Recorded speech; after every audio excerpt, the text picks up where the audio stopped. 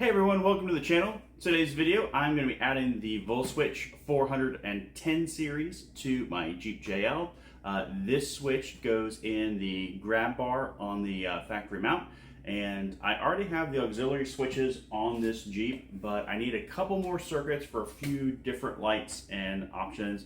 Right now I just have my rock lights hardwired to the battery, so I don't have an on and off switch. I just use the app. So I'd like to have that switch in there just as another point of failure, basically, so that I can make sure that my rock lights aren't on when they don't want to be. So, but we're gonna get started and show you the product. So a little bit of an unboxing review. I did already open this up and see. So we got some connecting wire. This is the switch. So goes up in there. You've got on, off, and then lights, auxiliaries, whatever you need. I did like this one because it was only 4 channels. I don't think I'm going to need any more, famous last words. But the main reason I got this was that it came with a awesome mount. So it's got feet here for the Jeep, and then good solid connectors. Let me get this out of here. Whoops.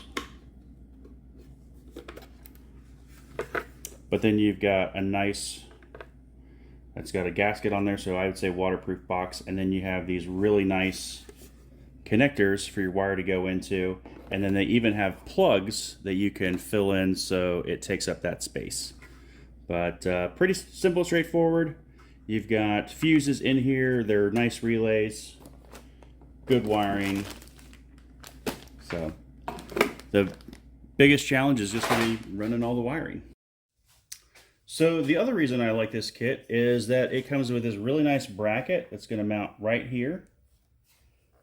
Should be right there, yep. And then got a bolt it came with in the kit for this, but this will keep it above the battery, so if I do have to change the battery, that is a pain. But the nice thing is all of the auxiliary wiring that I already have up here is right underneath of it, so it should be pretty easy to tie in.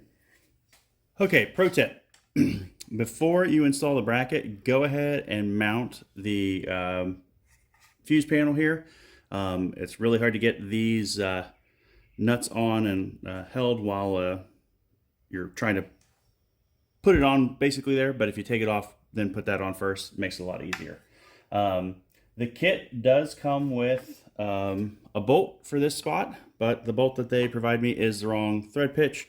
So I've got the factory bolt here. I just moved it over one hole because it's threaded and it works fine. So we'll have to get some touch-up paint just to make sure that doesn't corrode any. But other than that, we should be good.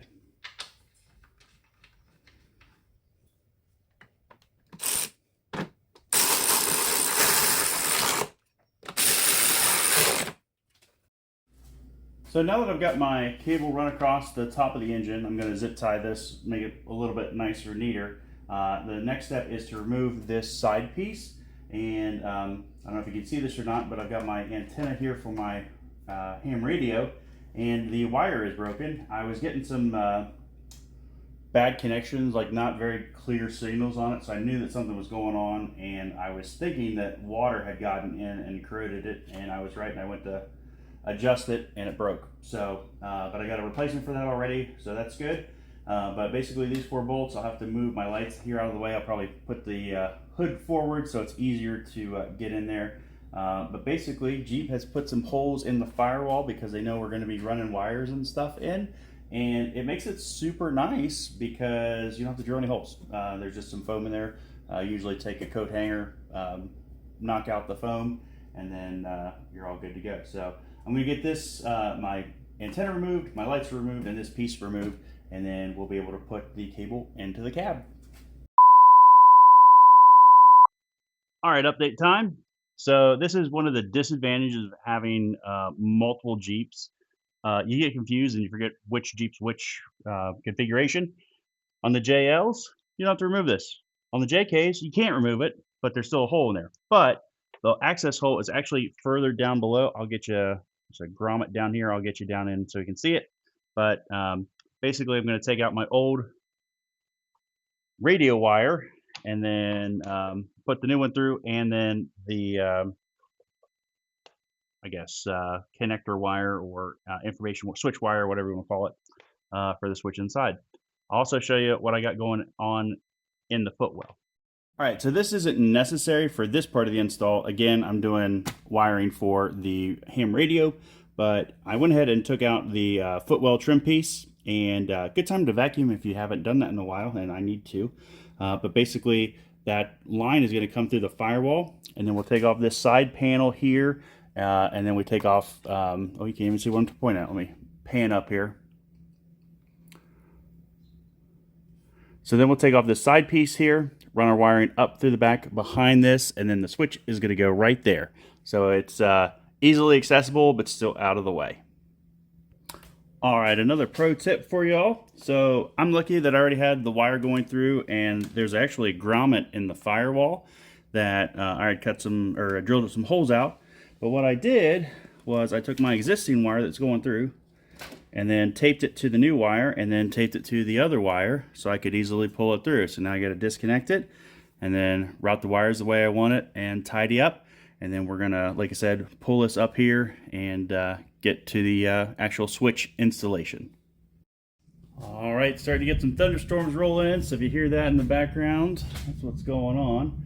So I've got this wire up here. This is for my radio, so you're not gonna have to deal with this, but you take off the grill cover for the speaker up here, and then you take off the grab handle, and it's going to be two 10 millimeters. Just pop these covers off with a pry tool or trim tool, and then just kind of, I just pulled out and then lifted up and it came out. So now we're going to run the cable up this seam up into here, and it'll go right there to attach into this. And then to remove the factory one, it's got a little triangle piece. We're just gonna squeeze that in and push it through, and that takes it out. So we'll show you how it looks when we're all done. One quick thing I forgot to mention is you do need to drill a hole in the plastic so that the connector can go through, but just use a step bit, knock that out. The switch there will cover it, no problem. Here is the switch installed. I will say I got a little issue. The clip down here broke on me, so I'm going to have to reach out to the manufacturer to get a replacement. But press the button, turn it on, and then I don't know if you can hear that or not, but it goes amber when the circuit's on, and you can hear the relays clicking. I'm going to have to retape this because this is not working. See if I can get it here again. Whoops. You can hold it for 5 seconds. You can dim it or make it brighter. Maybe. There we go. That one makes it brighter. And then press the power button. You can change your colors. I think I'll leave mine on red just for night, and then we're gonna dim it down. We'll try that. All right, so that's going to wrap up the install. As you can see, not too terribly difficult. I didn't run any lights to it yet. I'm running out of time. I got another appointment coming up. I got to do get some lunch and then go to that. But this will show you how to install the Voswitch 410. The 400 is the same. The only difference is the actual switch. Again, the little retaining clip on the bottom broke on mine, so I'm going to have to reach out to the manufacturer to get a replacement because I don't even remember trying to put it in there. So. But that being said, the kit is really, really nice. I really like the bracket. It's powder coated, nice. The switch, or excuse me, the fuse box is really, really nice. It's got watertight connections on it, and all of the circuits are 30 amps, so they should be able to run the vast majority of any lights, refrigerator, anything that you want. And this is a really great alternative if you didn't get the aux switches with the Jeep, because you can't add those aftermarket. They're more expensive, and you do have to play around with either like a Taser or JScan or something to tell the computer that you now have the switches so it'll turn them on correctly. So yeah, we'll see how we like it on the trail. But again, I got this switch specifically because of its location, because it's up out of the way, but it's still easily accessible. So we'll see if that holds true, and I will probably do a follow-up video or make a comment in one of my videos just to let you know. But anyway, appreciate y'all. Have a great day, and we'll catch you on the next adventure.